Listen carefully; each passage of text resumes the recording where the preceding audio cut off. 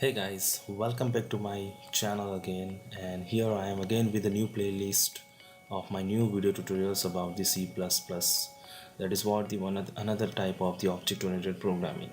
Now here in this playlist we will talk about the C++ basics, and then we will see the program structure about the C++. Then I will show you that how you can implement the different programs and the different functionalities in the object oriented programming.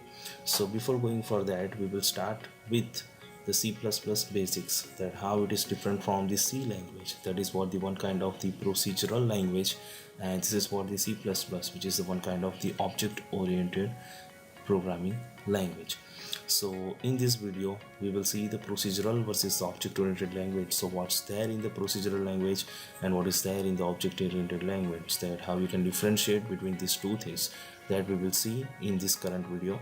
And then we will see the basic concepts about the C++ object oriented language, that makes the object oriented language different from the procedural oriented language.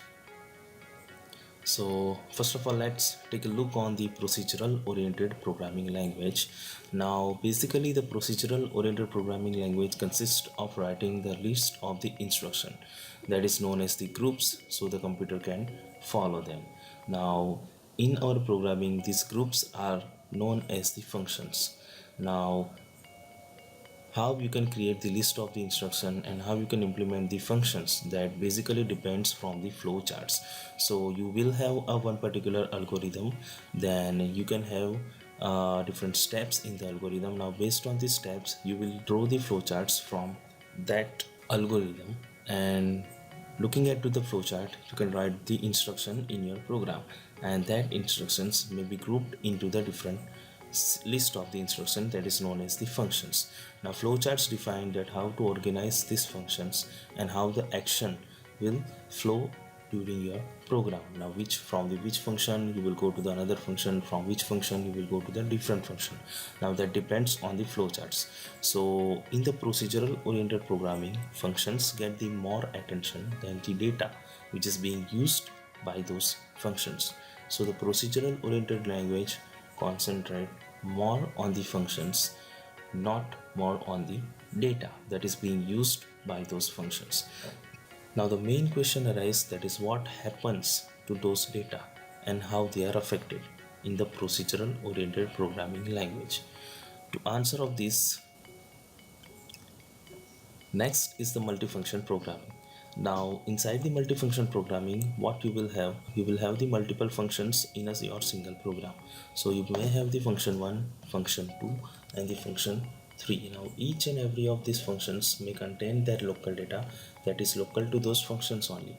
So only the data that is being local to that function can only have the life duration to that function.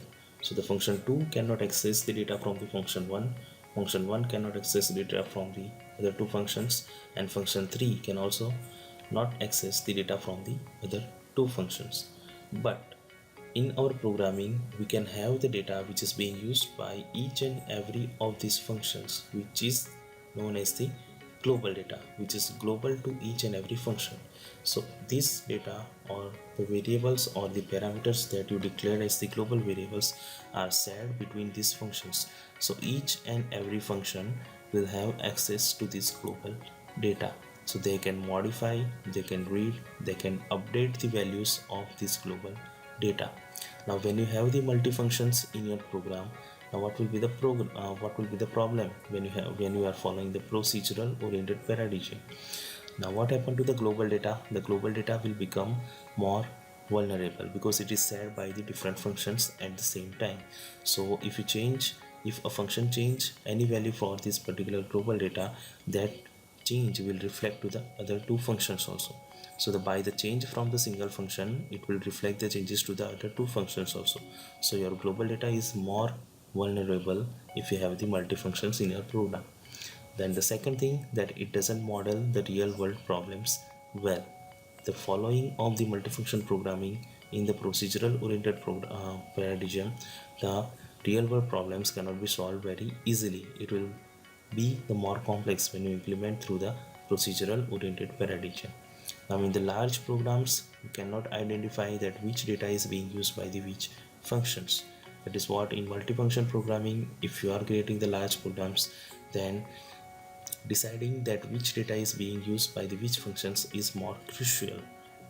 So these are what the three different problems are there which are related to the global data when you have the multiple functions in your programming.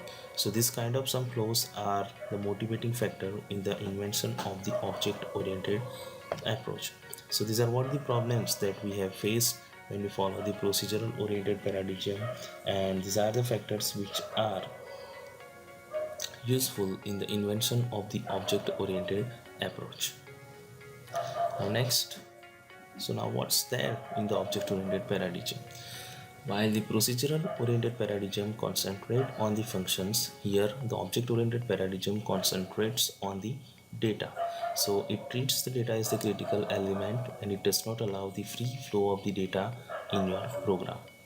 So it ties data more closely to the function that is using that data, and it allows no accidental modification by outside functions. So if you are using data inside a function, it does not allow the modification of those data accidentally by the functions which are outside from that particular functions. It allows problem to be decomposed into the several entities, and these several entities are known as the objects. So when you create the objects in your program, the data only accessed through the functions of that objects only.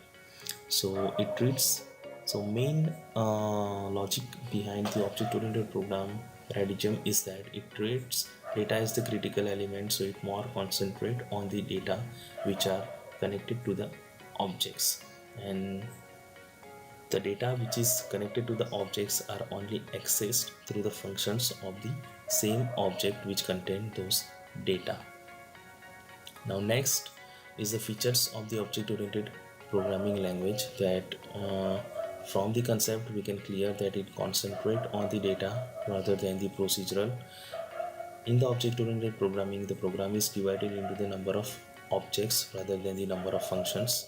The external function cannot access the data directly, so you have to go through the object to access those data.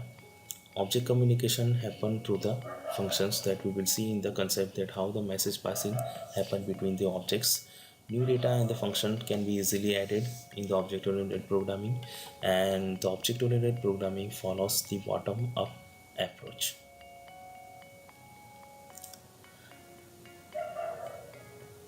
Now next, looking at the data and functions in the object oriented programming.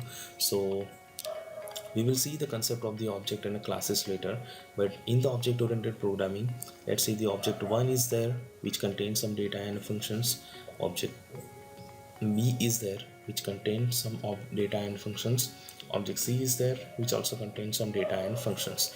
So the data is only accessible by the functions of this object A. Same for the object B, data is only accessible by these functions. Object C, data is only accessible by these functions. Now this is what the boundary of the particular object. Data is not accessible by the other objects also. You have to communicate through these functions if you want to access this data. If the object B want to access the data from the object A, so what it has to do, it has to create a function in which the function will communicate with the function of the object A, and the function of the object A will get the data from this particular object A. So it will get the data from over here. The function will send this data to the function of the object B, and this happens between the objects in our program. So this is how the data and function in the object oriented paradigm will have the communication between the different objects. So hope you like my video. Please like and share this video tutorial, and please subscribe to our channel so you can have the updates about the C++ language, that is what the object oriented programming language. Thank you very much and have a peace.